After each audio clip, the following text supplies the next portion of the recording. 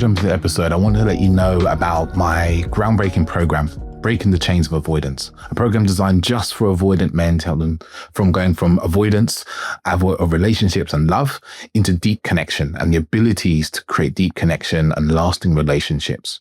Right.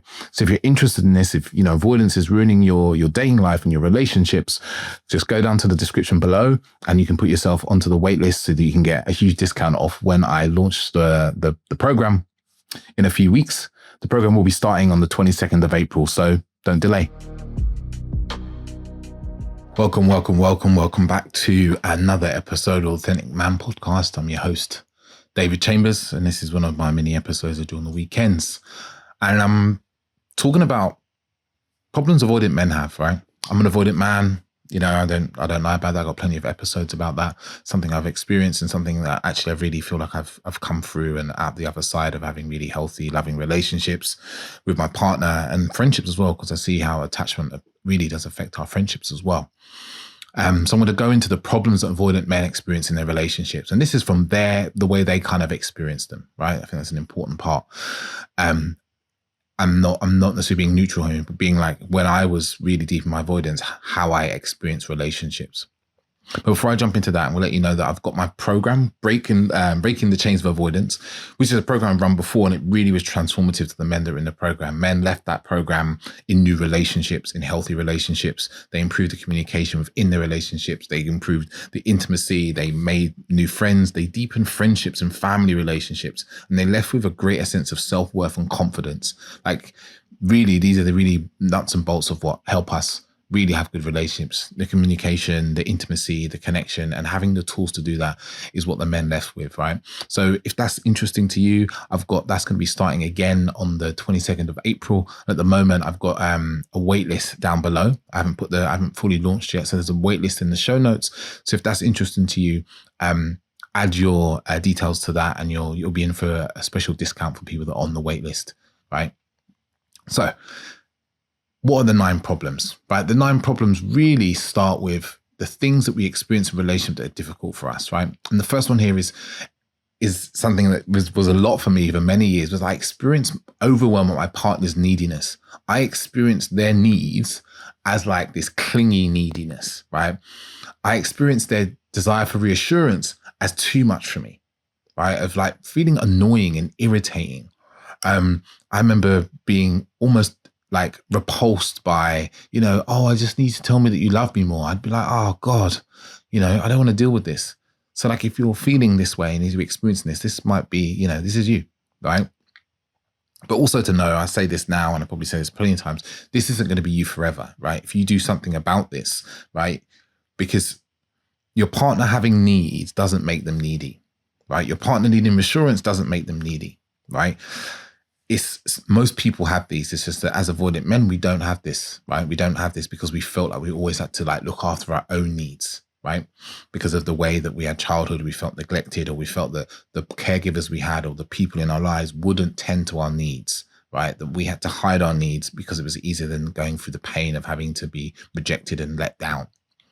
The second piece here is about this kind of emotional pressure, this pressure that you feel from your partner, right? Of constantly them wanting you to open up, express how you feel, know what you're thinking, understand you more deeply. And it just lands as this pressure, this constant pressure, so much so that I experience this sometimes of not really wanting to have phone conversations with my partner, or not wanting to like sit down and go for dinner or hang out with them at some points, because it's like, oh God, I'm going to experience this pressure that I don't want to experience, right? This pressure of them wanting to know what's going on inside my mind or how I'm feeling about stuff. And I didn't know how I was feeling, or I thought I was just fine with everything, or like, okay, happy. That was much of my experience. But this is something a lot of the men I speak to feel from the pressure, this pressure to open up, right?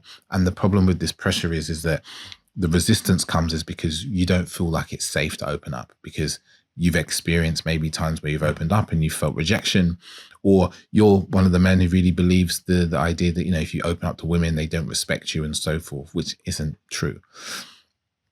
Another fear and problem and experience that avoidant men have, that I have had as well, is this fear of losing our independence. This fear of like, if I'm in a relationship and we get too close, I'm going to lose myself. I'm not going to have my own time to do my own thing. This feeling of feeling trapped, right? And this, I think, comes from an experience of, especially if you've had a caregiver who was quite nosy and quite enmeshed in your life. I see this particularly flare out for men when they worry about, like losing themselves, right? This independence is a safety net. If I'm independent, then no one could hurt me. That's kind of the kind of little boy in you. That's what it's saying. If I'm independent, no one could hurt me. If I'm not too close to someone in a relationship, they can't hurt me. They can't take my emotional peace away from me. And this fourth piece is a little about perceived criticism and rejection, right? When you're an avoidant man, you're in a relationship, you're often feeling like your partner's emotions, her expressions of sadness, upset, wanting to change the relationship, they land at some level of criticism and rejection or a lack of acceptance, right? And this is a really important thing, actually, if there's any anxious people listening to this, like often, and I see this with my clients, it's like their partners, the way they just talk about things, it's very critical. It's always looking at the problem, looking at how the other person is the problem, the avoidant person is the problem. So shifting your language can really help with this, but there's also some work inside the avoidant person to do in actually being able to listen to a partner's emotions and feelings and self-expression as not always being a rejection, a criticism, or some sort of personality attack, right? Because that becomes quite tiring for us in relationship, because we need to be able to air conflict. We need to be able to air things that we'd like to change, right? And if your partner always takes everything as an attack, right, or you receive everything as attack, it becomes impossible to have any conversations about change, right? And sometimes we have to just like root and go, oh yeah, actually, that's very true. And being able to express to our partner how they can express that to us in a way that feels good, a way that we can kind of actually try to create change in our lives. And a lot of that to do with actually the uncomfortability with rejection and criticism and how that feels in the body is why you feel that if you're an avoidant man, listen to this. And it's also down to this deep feeling of never feeling like you're good enough, like nothing you do is good enough. You're not good enough, that you're kind of intrinsically broken in some way, right? And the big work to do there is actually move past that and see the lack of truth in that. But that takes some effort, and you have to move through some shame as well, which actually dissolves much faster in group. Is why I think men's work and men's group work is so powerful. So the fifth one here is about avoiding conflict, right? Avoiding conflict to prevent any escalation or difficult feelings and emotions. If I can prevent conflict, then I don't have to deal with any intense and uncomfortable emotions. That's the story here. That's the underlying belief. And it's actually quite counterintuitive, because when we avoid conflict, we create bigger conflict down the road. Dealing with small conflicts often actually means those conflicts aren't big. And I just want to also preface this, is like conflict isn't always negative. If you learn how to do conflict in a healthy way with your partner, right? Conflict can just be two people having different opinions and then coming to a point where a deeper understanding of each other and moving on, right? Because we need to be able to bring up issues. Like I said before, like for me, it used to be, I didn't like conflict because my partners would cry and I hated sitting in front of them when they were crying, right? And it would be really uncomfortable, me being with their crying, which was, to be honest, is more about my uncomfortability with emotions and having to see their pain and feel my own pain, or looking at them and feel like I caused their pain, right? But the conflict piece is around a level of intensity and emotional maturity that we have to go through, because conflict is a necessary part of any sort of healthy relationship. Feeling burdened by a partner's dependency is number 6. And this is an interesting one, because like, dependency, I see like 3 levels of dependency. There's being dependent, which is like babies. I've got my little boy Bjorn. He's dependent on me and Orsa. He needs us to feed him, to clothe him, to do all the things, right? Now that's very normal for a child. Then there's independence, right? Which I think is a very adolescent, early kind of young man way of being. This is like, I do my things myself and I don't need anyone. This is kind of like individuation happens and then you're independent, you just do your own thing. But we can't bring that into adulthood because it actually really holds us back. So the next level is interdependent, right? Where we are interdependent on people and people are dependent on us. And what I see with avoidant men is we get stuck at independence, because we think that's the highest form, because it keeps us safe. We have no reliance, no one's relying on us. We can't let people down and they can't let us down. But the problem is that our lives are small when we're independent. We're just lone wolves. If you look at all the businessmen you can think of, all the famous businessmen, or the famous people that you look up to, or the sports people, they have a team behind them, right? Independently, interdependently working with them. Yeah, I was reading a book recently about sports psychology, and the sports psychologist was talking about the team behind any football team, which is like, you know, coaches, nutritionists, analysts, masseuses, all this. Is like, there's just so many people behind that team that the team is dependent on, the individuals are dependent on. And this is it, interdependence. This is maturity, right? But if you're so scared of being dependent on someone being dependent on you, relationships will always feel difficult, because they need a level of dependence for them to function, right? And you have to come into the maturity of like, oh, I can be reliable. Yeah, that's part of it. I can be reliable as an avoidant man. I can be a reliable person.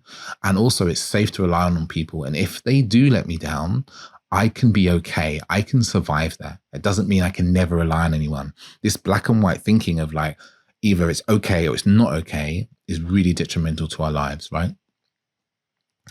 Number 7 is this constant feeling of that it's impossible or very difficult to meet our partner's expectations, right? It's this part of like, oh, I'm just not good enough. I'm never going to be good enough. Always feeling like our partner just wants more and more and more. And sometimes that can really be a legitimate feeling, right? If our partner's anxious and they're always focusing on the next problem in the relationship, it can feel like no matter how good the relationship, there will always be more problems. But this often leads to this feeling of just giving up. Yeah, I can't meet someone's expectation, so I should just give up, you know? And I always, when I talk to my clients, I'm like, you wouldn't do that at work. You wouldn't just give up your job. You would do what you can do and you'd let the rest slide, right? Or you would continue to try, right? This ever evolutionary kind of philosophy, right? So there's this piece of just feeling like, oh my God, I can never meet their expectations, so I should just not bother. Number 8 is feeling like smothered by consistent contact. Meaning someone messaging you, calling you, wanting to be in contact, wanting to see you, wanting to touch you, wanting to be around you, feeling this sense in the body of like, oh my God, I just want to like burst out and be free. Or even closing up physically. I've seen this a lot with men. It was like closing up physically, like, oh, my partner wants to be close to me all the time, and they're touching and feeling like they just want to kind of almost shrink and move them away. This comes down to a lot of this uncomfortability with closeness and touch. Yeah. Closeness, because closeness is touch is a form of intimacy, and feeling uncomfortability with that, right? Not feeling always safe in that. And there's a practice in that as well. So last one is this problem of struggling with our partner's need for reassurance, right? This might be our partner wanting to hear, I love you, or I care about you, or, you know, I'll, you know, just be here for you, right? Often anxious people need constant reassurance or regular reassurance, right? Of feeling loved. That can be through actions, that be through words. And what I see in myself, and I see many men, avoidant men, is this inability to give this reassurance in words. And a lot of guys, it comes from this fear that if I say this now, I have to mean this forever. If I say I love you now, I might not love you in 2 months, and like then I'm a liar, then I'm a fraud. Or it comes down to this like not being sure in the things we're saying, you know, I love you, or I care about you, or I want you to be around, and so forth, because we can always think of the instance when we don't want them to, then we don't want to be a liar, we don't want to be a fraud.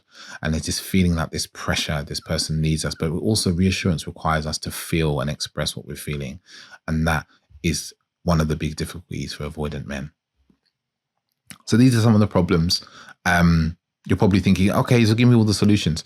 Well, you know, it's not that simple. I've got a lot of podcasts about avoidance. And if you want a playlist, I've got a special playlist I put together. It's a private playlist of some of the best episodes that'd be most useful to you. Send me a message, send me an email, and I can send that over to you. And like, you can just listen to the whole thing and binge on all of them. But as I said, I've got my program coming out on the 22nd of April. It's starting. So if you're interested, you gotta get to it, you know, not dilly-dally. And for the people that are on the wait list, there's a special discount for you. So if you join the wait list, you'll hear from me, and I'll send you more details about it through there. If you are an anxious partner and you want your avoidant partner on the program, because this always comes up, then he needs to find it himself. I don't really recommend sending a podcast unless he's open to that and you can frame that in the right way, because it can just feel like criticism. So if you're interested in the program, hit the link, fill in some very, very light details, and I'll be in touch with you about that. But I'll let you get on with the rest of the day.